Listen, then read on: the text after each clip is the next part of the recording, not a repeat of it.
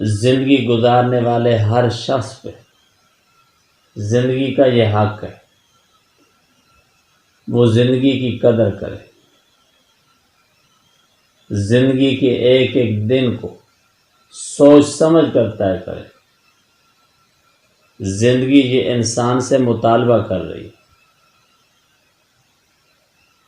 اپنا حق مانگ رہی ہے، پھر جو زندگی کا حق ادا کرتے ہیں پورے ایمان سے، اللہ کے پیغام کے مطابق زندگی گزارتے ہیں، انہیں یہ زندگی بہت کچھ دیتی ہے۔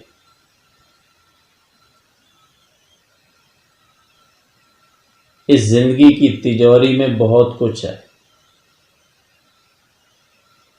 مالک نے قدر کرنے والوں کے لیے، طلب رکھنے والوں کے لیے اس مختصر زندگی میں کئی انعامات رکھے ہیں، کئی برکتیں رکھی ہیں۔ بظاہر زندگی چند سانسوں کا نام ہے، ایک چھوٹی سی کہانی ہے، لیکن در حقیقت زندگی کی ان سانسوں میں قدرت کے کئی خزانے چھپے ہوئے ہیں۔ ایک ایک سانس قیمتی ہے، ایک ایک لمحہ قیمتی ہے، بشرطے کہ قدر کی جائے۔ ناقدروں کو یہ زندگی کچھ بھی نہیں دیتی۔ آج ہم محروم اس لیے ہیں، ہم نے زندگی کی قدر نہیں کی۔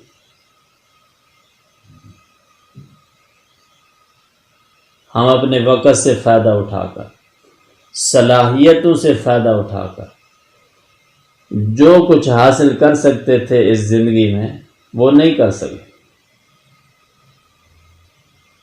ہماری زندگی کا زیادہ تر حصہ غیر ضروری چیزوں میں ضائع ہو رہا ہے، اللہ کی نافرمانیوں اور بغاوتوں میں ضائع ہو رہا ہے۔ یہ ہماری کمزوری ہے، اسے دور کرنا ضروری ہے۔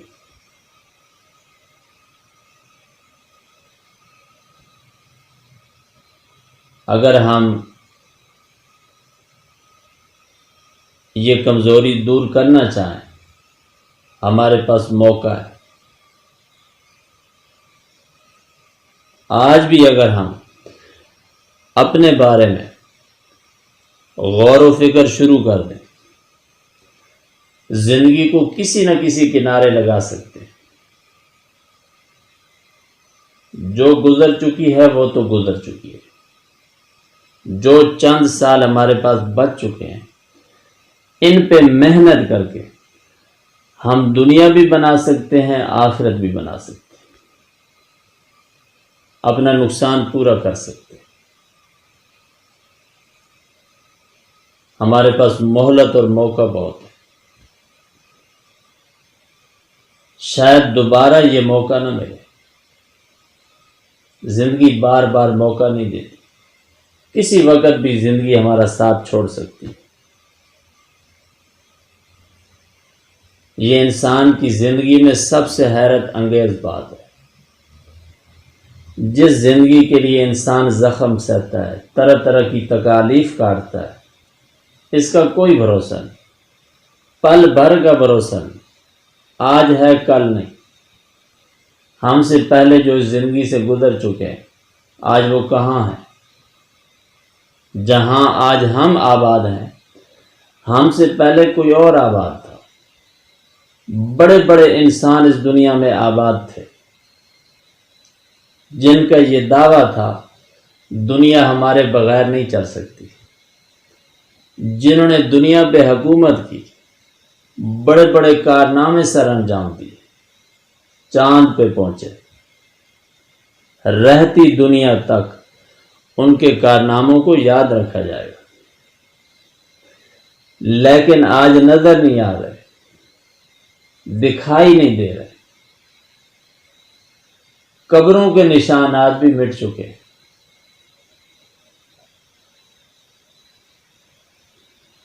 یہ ہے انسان کا انجام۔ مٹی سے ہے، مٹی میں جا رہا ہے اور کہیں بھی نہیں جا سکتے، سب نے مٹی میں جانا ہے۔ جو پہنچ چکے ہیں وہ من و مٹی سے ہمیں پکار پکار کر کہہ رہے ہیں، اے دنیا پہ فخر کرنے والوں، جس دنیا نے آج تمہاری آنکھوں میں اندھیرا دے رکھا ہے، اس نے ہمیں بھی اندھیرے میں رکھا۔ ہمیں بھی اس دنیا پہ پورا اعتماد تھا، لیکن اس دنیا نے ہمارے ساتھ وفا نہیں کی۔ شاید تمہیں بھی کل یہ دنیا چھوڑ جائے۔ صرف دنیا میں دھیان نہ رکھو، کچھ آخرت سے بھی نسبت رکھو۔ یہ ہر مرنے والے کا ہمارے نام پیغام ہے، اور دین بھی ہمیں یہی درس دے رہا ہے۔ حدیث پاک ہے، کن فی الدنیا کا انکا غریب او عابر السبیل۔ آقا نے فرمایا تم مسافر ہو، مسافروں کی طرح رہو، یہاں پکے ڈیرے نہ لگا، تم یہاں امتحان دینے کے لیے آئے۔ یہ دنیا امتحان گاہ ہے، یہاں ہم نے امتحان دینا ہے، مشکلات سے گزرنا ہے، آزمائشوں سے گزرنا ہے۔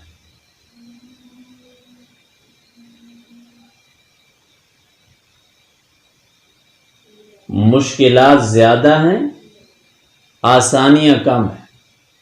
اگر ہم اپنی زندگیوں کا محاسبہ کریں، غور کریں، ہماری زندگیوں میں جو آسانیاں آتی ہیں، اچھے مواقع آتے ہیں، ان سے 80 گنا زیادہ دشواریاں آتی ہیں، آزمائشیں اور مشکلات آتی ہیں۔ کیوں؟ دنیا قید خانہ ہے، الدنیا سجن المؤمن و جنت الکافر۔ یہ مومن کے لیے قید خانہ ہے، آخرت جنت ہے۔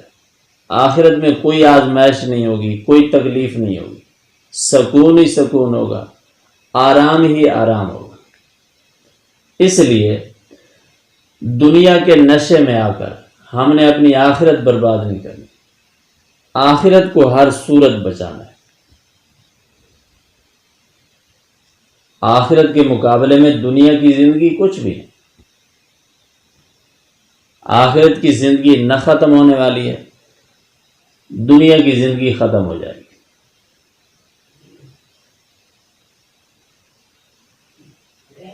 یہ ایک چھوٹی سی کہانی ہے، اچانک شروع ہوتی ہے، اچانک ختم ہو جاتی ہے۔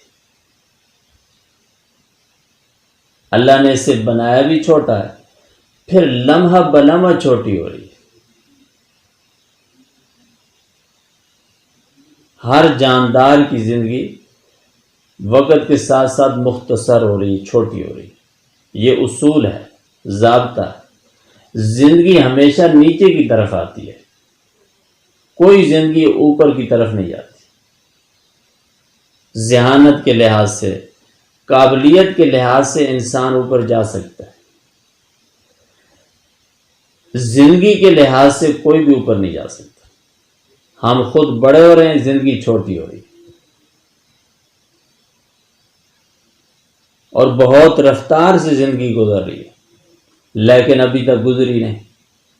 ہمارے پاس موقع ہے، مالک اتنا موقع سب کو دیتے ہیں جس میں سب اچھے انداز سے زندگی کے مقاصد کو سمجھ بھی سکتے ہیں، اچیو بھی کر سکتے ہیں۔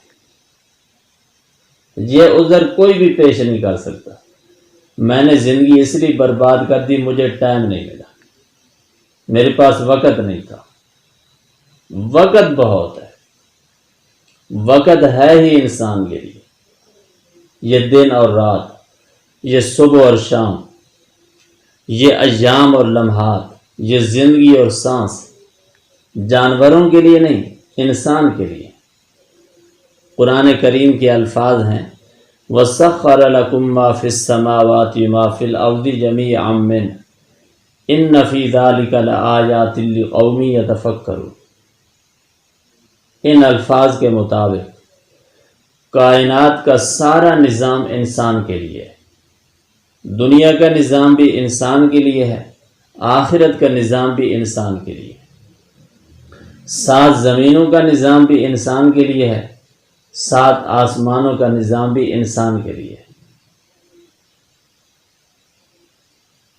چاند بھی انسان کے لیے ہے، سورج اور ستارے بھی انسان کے لیے ہیں، موسم، خزاں، بہار، دھوپ، چھائیں، سائے، سب انسان کے لیے۔ قدرت نے ان کی ڈیوٹی لگا رکھی ہے، تم نے انسان کی خدمت کے علاوہ کچھ بھی نہیں کرنا، تمہارا ایک ہی کام ہے، میرے بندے کی خدمت کرو۔ تو اب یہاں سوال یہ ہے، انسان کس کے لیے؟ یہ نظام تو انسان کے لیے ہے، انسان کس کے لیے ہے؟ وَمَا خَلَقْتُ الْجِنَّ وَالْإِنسَ إِلَّا لِيَعْبُدُونِ، انسان اللہ کے لیے، انسان اور جن کا مقصد اللہ کی عبادت ہے۔